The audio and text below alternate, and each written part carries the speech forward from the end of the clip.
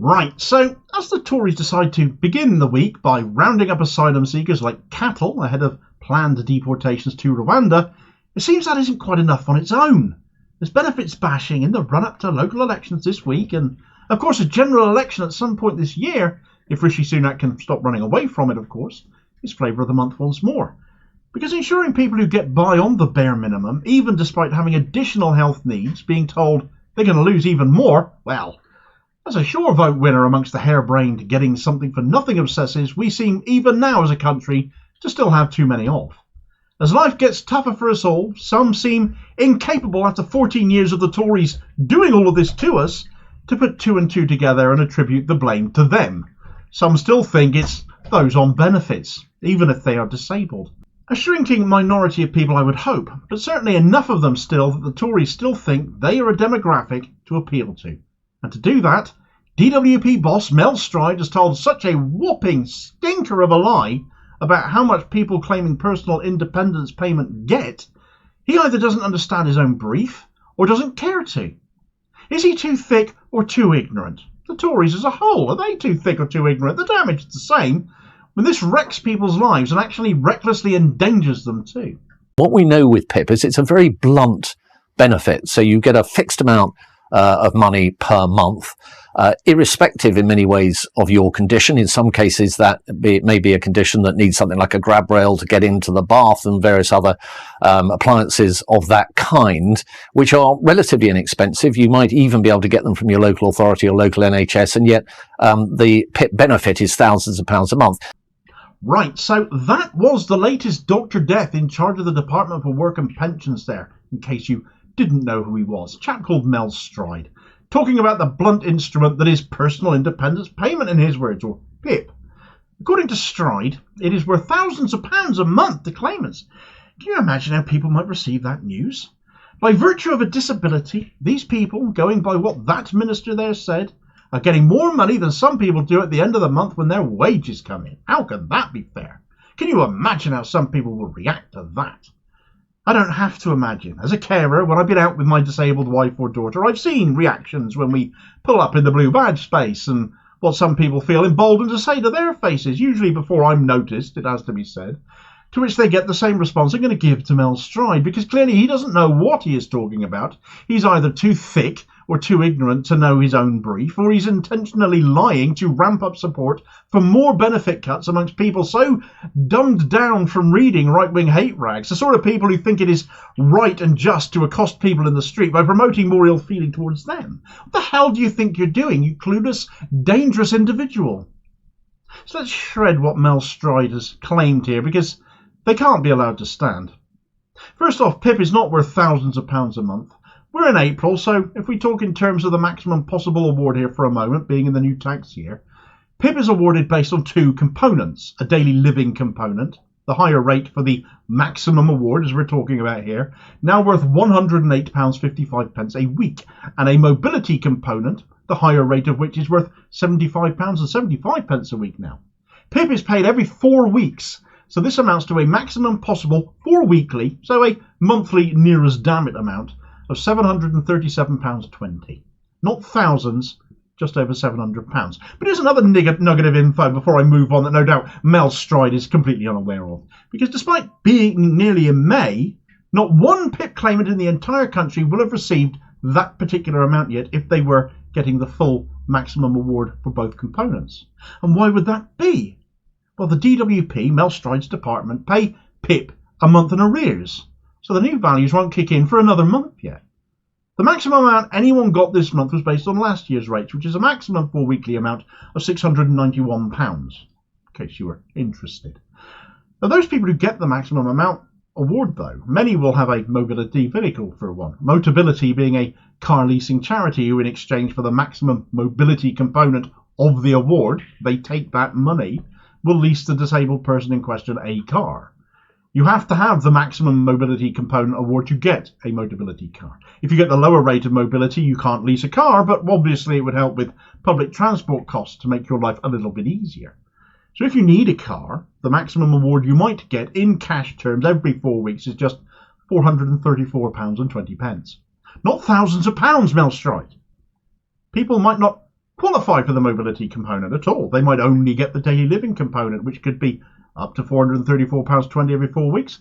But if you get the lower rate, that's £302.60. Where the higher rate of the mobility component is now £303, it could, on the lower rate, be just £114.80. You might only get one component or the other, depending on your needs, because that's the biggest thing with disability. Even amongst people with the same sort of disability or life-affecting illness, it affects people in different ways and to different extents. And of course, then there's the assessments, and everybody gets taken, even if they have the similar sort of disabilities. It depends how you fill out the form and how you perform, shall we say, within the assessment as to whether you get an award at all. Gone are the days when doctors decided these things. Those people most familiar with our health issues, of course. And in comes PIP with its assessors, many of which are not medically trained. The entire idea of the benefit changed to PIP and to universal credit from the prior system, which, although it had its faults, wasn't in itself designed to remove support from people who clearly needed it. But the idea was to reduce the welfare bill, which necessitates by its very remit the throwing off of some people from the benefits they should actually be entitled to.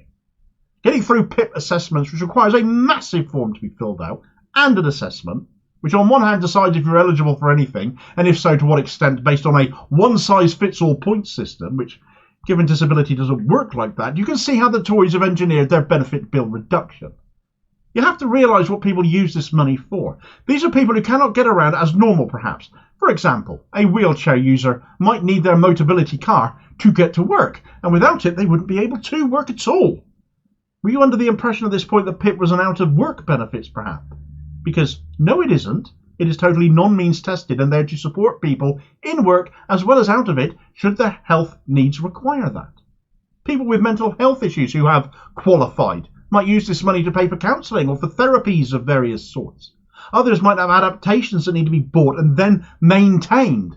I know they're talking about grants and vouchers at the moment, but where is the money going to come from to keep this equipment maintained? It's not all handrails. Mel Stride spoke of handrails, grab rails, trying to sell his plans for replacing regular PIP payments for some people with one-off adaptation grants and vouchers. But say somebody needs a stair lift instead. It used to be that, especially if you lived in a housing association or council property, the maintenance of stair lifts and power lifts and through the floor lifts and stuff like that were included in the housing benefit. The landlord in these instances paid for their annual service out of the money they got for that. The Tories removed that. So having an adaptation is one thing, but keeping it working then becomes quite another. Fundamentally, removing the regular payments to people as they move to reduce the welfare bill further will only serve to isolate people, damage their health further, increase mental health issues, which the government are especially keen to crack down on, believing standard life stresses are being diagnosed as mental health issues, warranting extra financial support. Never once is it occurring to these depraved thickos that their actions are actually the things that are directly contributing to the rising cases. There are 3.3 million people on PIP in this country of all manner of levels of different awards. 14 years of Tory rule has seen that number rise to that figure, but in a country of 67 million people, it's not a lot of people who qualify, all things considered, and you have to consider other drivers like the fallout from the pandemic amongst that too. Long COVID, for example, being a real ongoing issue for many people. But equally, as I said before, a lot of these people will be working, and stripping them of their ability to work by cutting the additional support they need to meet their additional needs is false economy all the way. That should be obvious. But the Tories are solely focused now on trying to appeal for votes, of course. Instead of handing out sweeteners, it's now seen as a vote winner to attack minority demographics with a big stick instead and paint them as part of a something-for-nothing culture. Mel Stride telling the world on BBC News that disabled people are getting thousands of pounds every month when all they need is a grab rail is reckless, it's dangerous, it's irresponsible, it's a straight-up lie, and will anger people, the wrong people potentially, buying into that mantra. And that can endanger disabled people out in public as a result. We know it can and will happen. We've seen it all before. I eagerly await the UN report on UK disability because it is anything like other reports from the UN that have been done covering social security and disability support in this country under the Tories. It will be damning, and the Tories will again deny it viciously, but it will be true. Take it from someone whose family have lived with it for enough years to know. In fact, whether you're in work or not, you should be hearing alarm bells when it comes to the Tories' attitude towards the sick, because they plan to effectively outlaw getting sick now. If you really think the disabled are your enemy, try getting a sick note from the doctor the next time you get ill, because all of a sudden you'll need an assessment for that. If this ever becomes law, you'll find out exactly what the long-term sick and disabled have been enduring for years under the next government, but it'll be too late then, after you gave your vote away to combat something for nothing culture in your own head, won't it? That isn't. So why are you getting treated like this? What did you do? You just want to work and earn an honest day's wage. What did you do? You got the flu. You got COVID, perhaps. You had to take a day off, a week off, and all of a sudden you can't, and you can't get your sick pay. Disability is nobody's fault, and it can happen to any of us via illness and via accident. So don't vote away something just because you don't think you need it, and I hope you never do. But be glad it exists if it does. And I'll hopefully catch you on the next vid. Cheers, folks.